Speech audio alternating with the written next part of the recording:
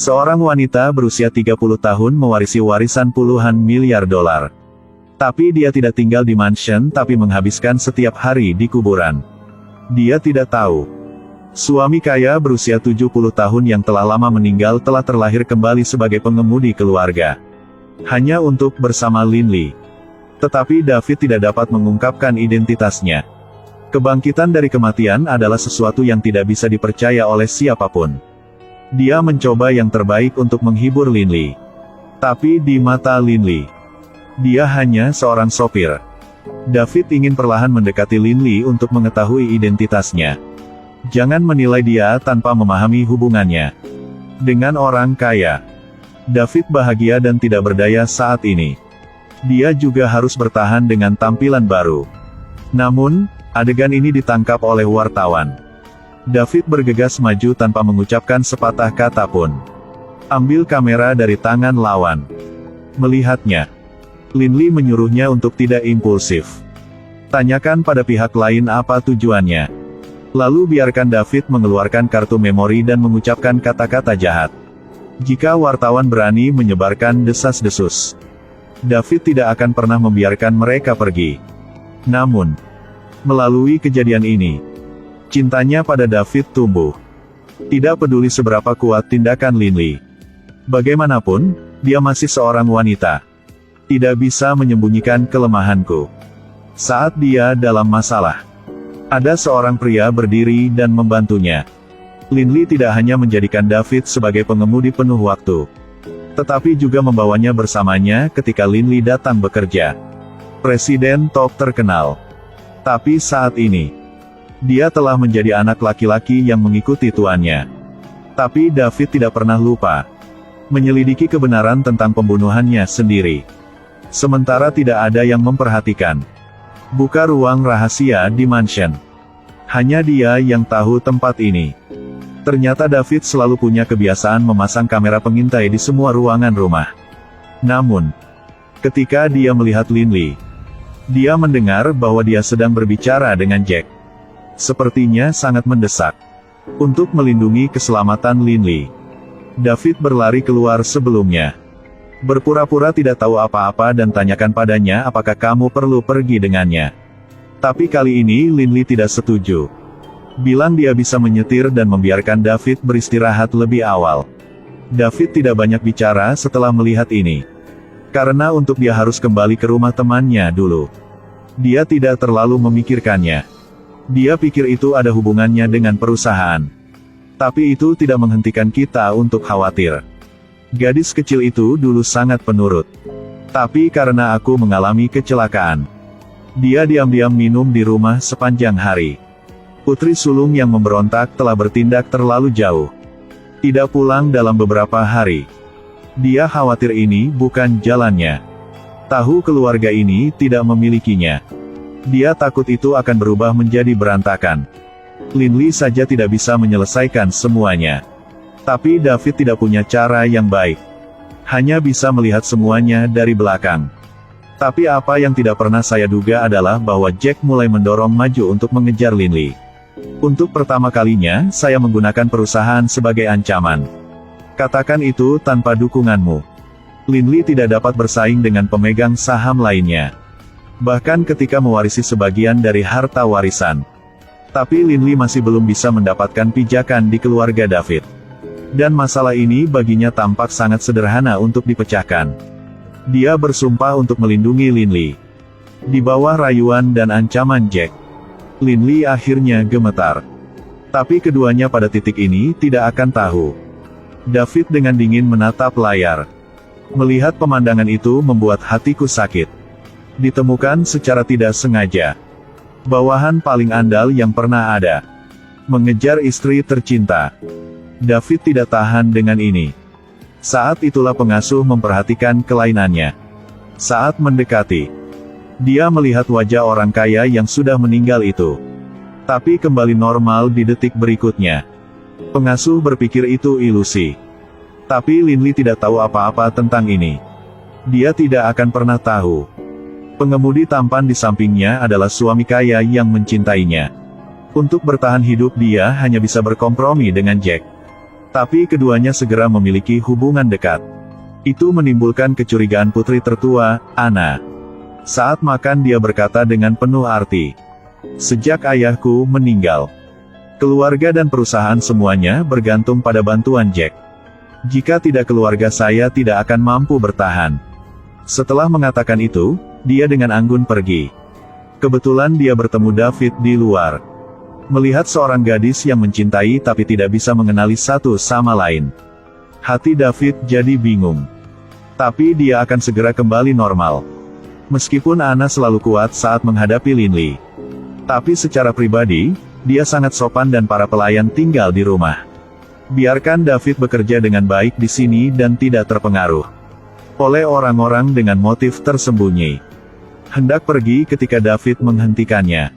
Suara lembut berkata, "Cewek harus memperhatikan keselamatan saat keluar sendirian." Anna melambaikan tangannya dengan cerah dan pergi. Kemudian Jack dan keduanya keluar. David tidak bisa menyembunyikan kemarahan di matanya. Tapi dia mencoba yang terbaik untuk mengendalikan emosinya. "Hadapi Linley kecilmu sendirian. Lihat dia dengan dingin. Tertutup secara mekanis." Namun, Linley berhati-hati untuk menyadari bahwa ada sesuatu yang salah. Dia bertanya pada David, "Jika ada kesulitan, Anda dapat berbicara dengan saya." Tapi David memilih untuk diam. Ketika Linley datang untuk bekerja, Jack memakainya seperti plester lagi. "Linley tidak peduli mengapa kamu memilih untuk bersamaku. Ini semua tentang bertahan hidup." Dia melihat ribuan bangau kertas di atas meja. Itu adalah tanda cinta vs David sebelumnya. Jelas kekasih di hatinya adalah David. Jack, orang merasa ditinggalkan. Dia marah dengan pengemudi baru. Dengan nada sombong. Biarkan David menyadari identitasnya hanya sebagai pengemudi kecil. Jangan berpikir untuk menjadi baik Linley. Merasa seperti David tidak memiliki kesempatan. Menyiratkan dia selalu hanya pengemudi.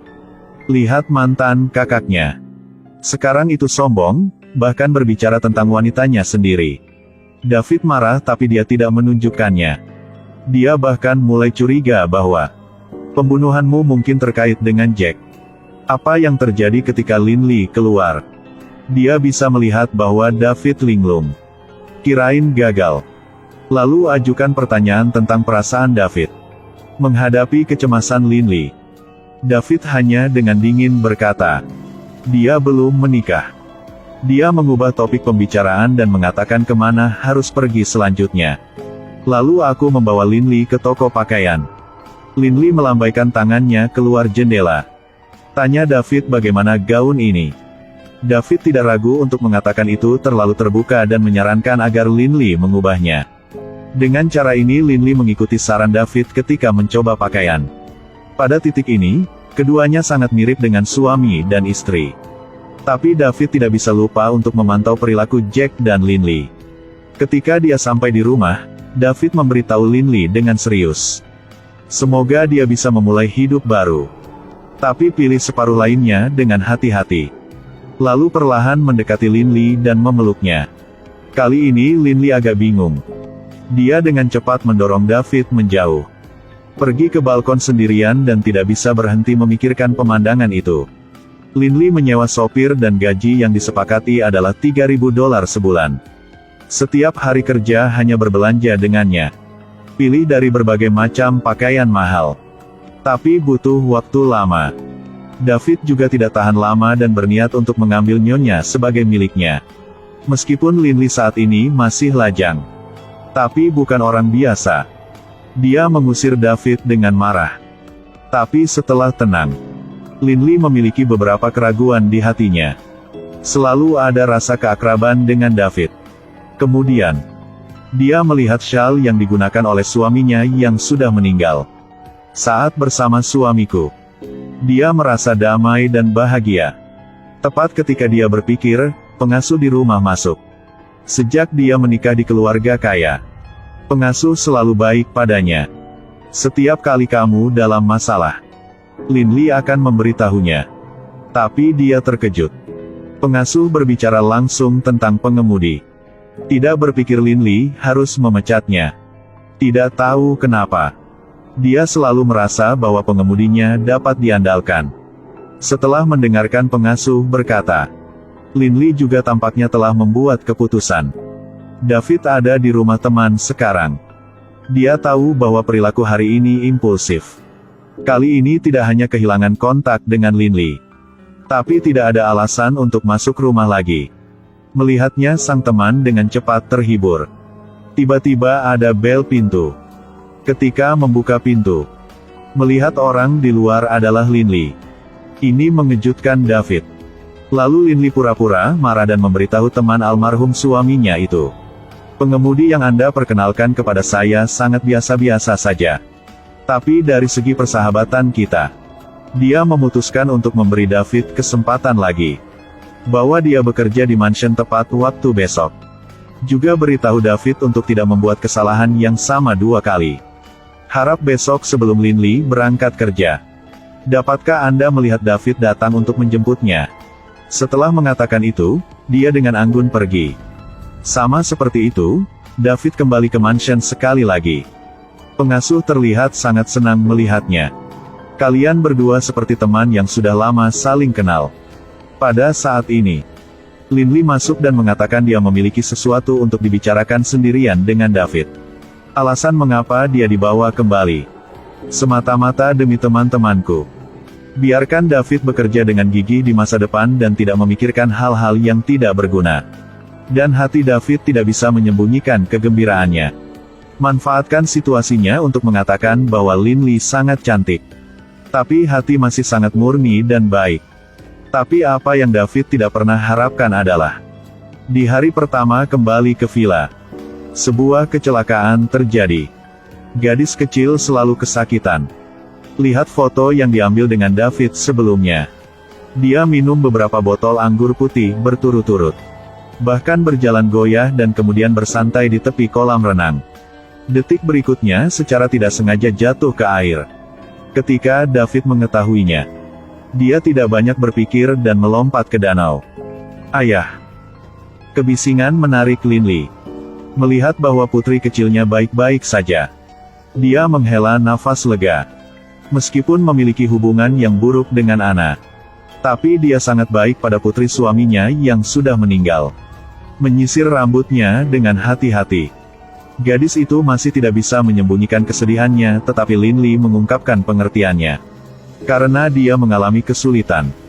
Tapi hidup harus terus berjalan. Yang hidup hanya bisa melihat ke depan. Tapi mereka berdua tidak akan pernah tahu itu. Orang kaya yang mati itu berdiri di depan mereka. Meski tak bisa saling mengenali, David tetap diam-diam melindungi keluarganya. Dengarkan apa yang Linli dan putrinya katakan. Hati David juga sedikit tidak nyaman. Tapi aku tetap berusaha menahan air mata. Karena Linli akan menghadiri acara di malam hari. Jadi keduanya bergegas ke lokasi. Selama waktu ini Linli menerima telepon dari Jack. Dia tidak bisa tidak mengeluh bahwa Linli terlambat. Hari ini pelanggan ini sangat penting. Tapi Linli tidak peduli. Tidak menjelaskan terlalu banyak dan Jack. Setelah tiba, David menghentikan Linli. Katakan padaku kamu ada di dekatku dan hubungi aku jika terjadi sesuatu. Tetapi karena penampilan luar biasa Linli, baru saja kehilangan suami saya yang kaya. Dia tidak bisa menghindari diejek oleh pihak lain. Tentang Jack membuat alasan untuk sesuatu di antaranya. Biarkan Linli tinggal bersama klien. Semua ini dilihat oleh David. Setelah kejadian itu Linli minum sendirian. David tahu dia dalam suasana hati yang buruk. Bisa dibayangkan kesedihan seorang wanita yang harus bekerja keras di dunia bisnis. David mencoba menghiburnya. Katakan bahwa Linli secantik dia. Dia pasti akan bertemu dengan pria yang sangat mencintainya. Dengarkan Linli memanfaatkan situasi dan bertanya. Aku benar-benar cantik di matamu, bukan? Benar, berbahaya dan cantik. Perhatikan aku baik-baik. Komentar yang tiba-tiba ini membuat David sedikit kewalahan. Meskipun tubuhku telah berubah, aku masih sangat mencintai Linli di hatiku. Ini seperti dua orang yang saling berhadapan, semakin dekat.